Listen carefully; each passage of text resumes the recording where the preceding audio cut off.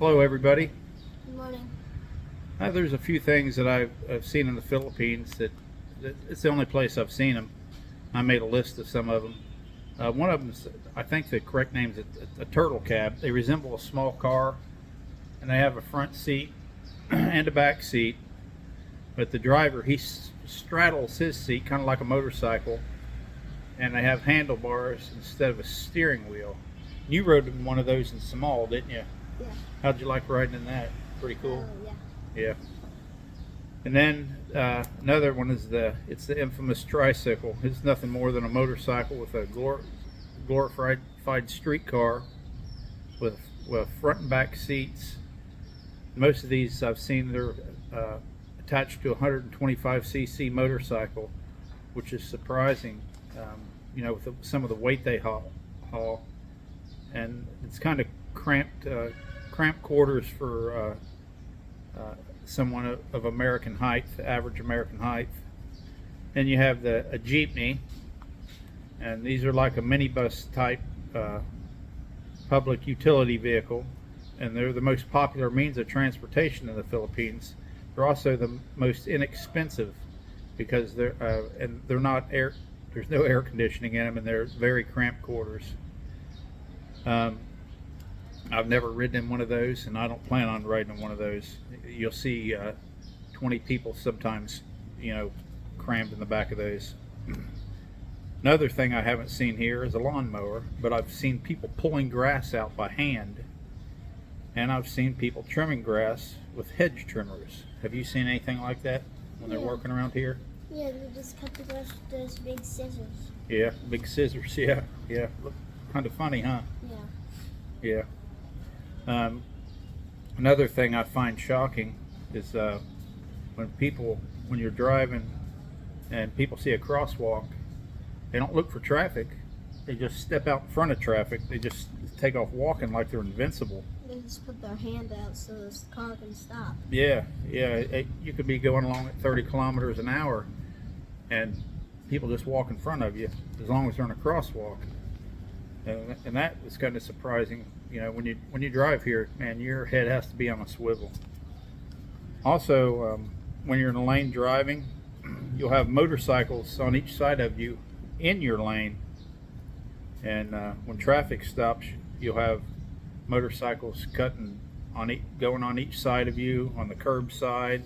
They'll be cutting in front of you. Anywhere that there's a place big enough for a motorcycle, if they can make better time, they'll be they'll be moving through those gaps. Me and Preston the other day, we were taking a trip. Remember that? When we were taking a trip the other day and we saw that guy got smoked by a car, Oh, big yeah. truck hit him. Yeah. And I'm pretty sure, it was a fatality. If the guy lived, I don't see how. I feel sorry for his family and the person that hit him. Actually, here, I rode a motorcycle for a number of years in the United States, and I wouldn't ride a motorcycle here. And in the Philippines, the leading cause of death for foreigners is motorcycle accidents. Yeah, I'm not complaining. This is just things that have shocked me and I haven't seen anywhere else. And it's good information for people that are coming over here. It's interesting to me. Another thing that I was kind of surprised by, people just stop just alongside the road to urinate. Actually, I was walking back from the pharmacy this morning, and I saw a guard from the mall. He just walked across the road over by a wall, and he just urinated alongside the road there. I've seen a sign recently when Press and I were taking our trip, and it said no helmet, no problem. And that means if you're in a motorcycle accident and you don't have a helmet on, they won't help you. You're on your own. So actually, if it's serious, you're going to die, and oh well. Let's see what else we wrote down, Preston. And I also seen as many as 4 people piled on a motorcycle before. And they have also a hobble. That's a motorcycle with platforms on each side. And I've seen that loaded down before with 7 or more people. And they use those to carry things. Some of the food here, it's pretty interesting. It's balut. Preston tried it. I couldn't. But how did you feel about balut? The juice just tastes like noodles, but they have like hair. They have like the hairs in there. Which is Yeah. weird. What balut is? It's a developing duck embryo that's been boiled. And then they also have Denagon, which is pork blood stew. And I won't try that either. I have tried durian fruit. It's got a very strong odor. I tried it. It's okay. I wouldn't ask for it again, but I mean, I could stomach it. How'd you feel about durian? I don't really like it. You didn't like it? Yeah. And how about that? They have an ice cream here. It's called charcoal flavor, and it tasted like vanilla to me. I actually liked it. How'd you like the charcoal ice cream? It's the best ice cream ever. It's the best ice cream ever. Yeah. Huh, cool. Okay. And holidays here. I notice holidays and Christmas, they go on forever and ever. And they have a restaurant here. I just was watching a video today, and I seen that they have a few now in the United States on the West Coast. It's called Jollibee's. It's what it is. It's a budget chicken restaurant, and they have chicken sandwiches. I think what else they have? They have hamburgers, Yeah, they have chicken sandwiches, burgers, and they have mostly chicken. Right? steak burgers and Yeah. like a processed beef patty with mushroom gravy. And another thing that's interesting here, all the chicken, even in KFC, it's served with gravy. That was something that was interesting to me. Yeah, gravy with chicken. Yeah.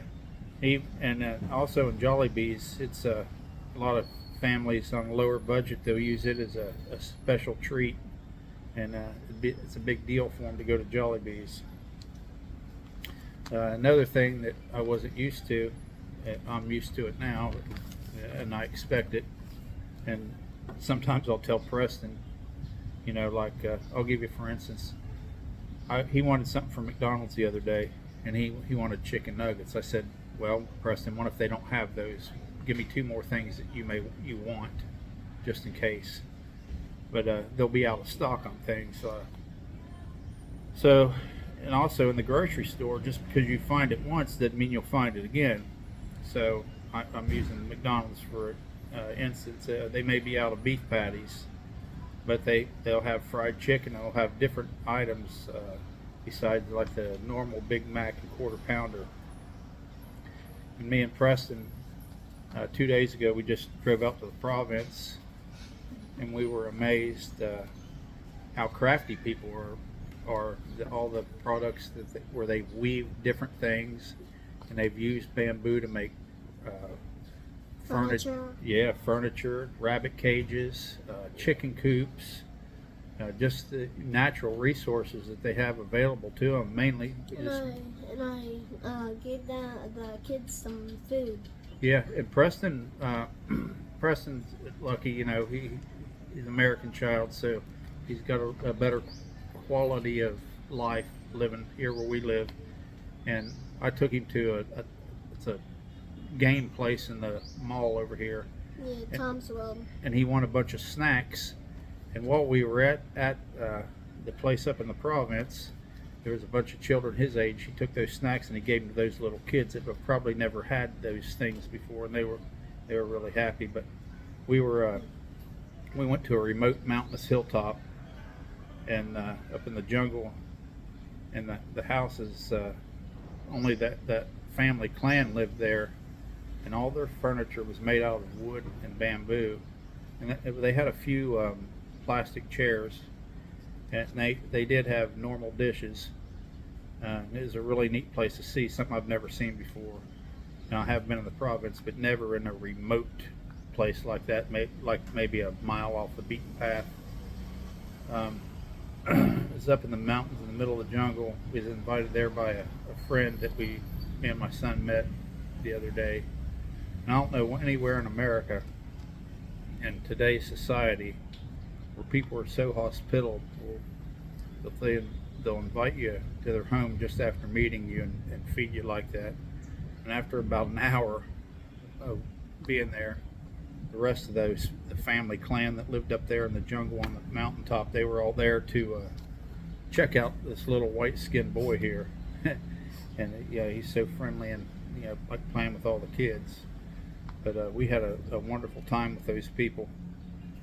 And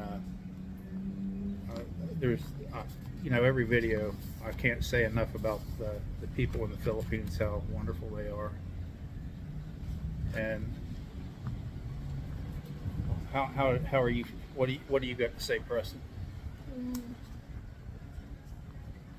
Nothing really? No.